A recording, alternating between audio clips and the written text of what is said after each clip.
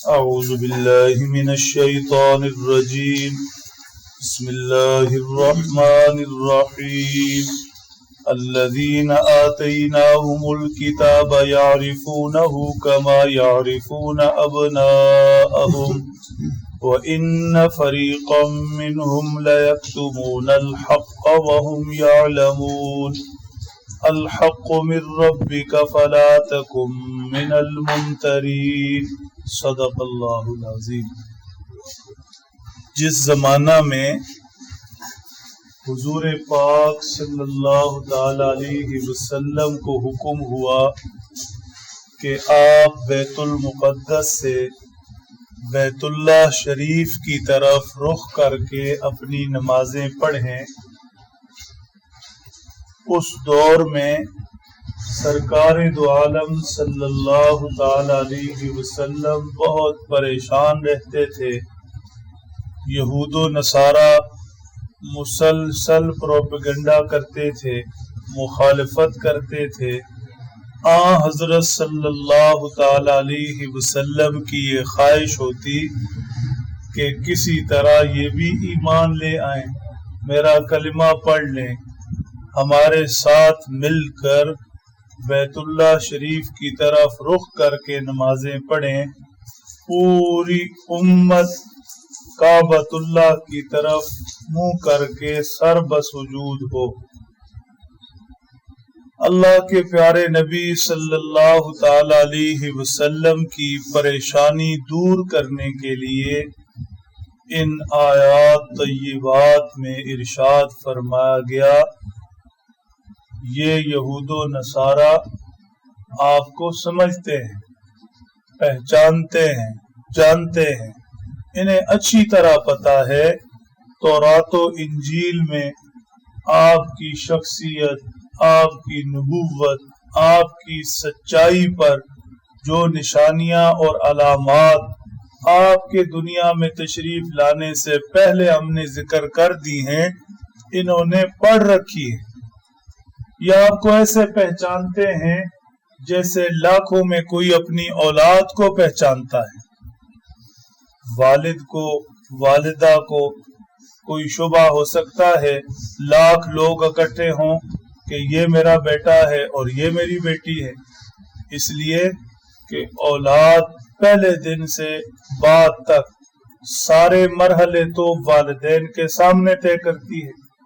دنیا میں آتا ہے، والدین اسے دیکھتے ہیں، بعد میں چاہے جوان ہو جائے، بچوں والا ہو جائے، کسی عہدے پر پہنچ جائے، والدین نے تو ان کی زندگی کا پل پل دیکھا ہے، ان سے ان کی کوئی چیز بھی پوشیدہ نہیں. تو جیسے کوئی اپنی اولاد کو پہچانتا ہے، یہ آپ کو پہچانتے ہیں. انہیں خوب خبر ہے تورات و انجیل میں آپ کی نبوت پر، شخصیت پر، آپ کی سچائی پر، آپ کے حق ہونے پر جو کچھ ہم نے ذکر کر دیا انہوں نے پڑھ رکھا ہے. اور بعض ان میں سے خوش نصیب ہیں جنہوں نے ان علامات اور نشانیوں کی روشنی میں آپ کا کلمہ پڑھا اور آپ پر ایمان لائے، جیسے حضرت عبداللہ ابن سلام رضی اللہ تعالیٰ عنہ یہودیوں کے بہت بڑے عالم تھے. اپنی کتاب میں اللہ کے آخری نبی صلی اللہ علیہ وسلم کے متعلق پڑھتے رہتے تھے، وہ ایسے ہوں گے، فلاں علاقہ میں آئیں گے، یوں ان کا چہرہ انور ہوگا، یوں ان کی عادات ہوں گی، ایسے وہ بولیں گے، یوں ان کا بیٹھنا چلنا ہوگا. انہیں شدید انتظار تھا.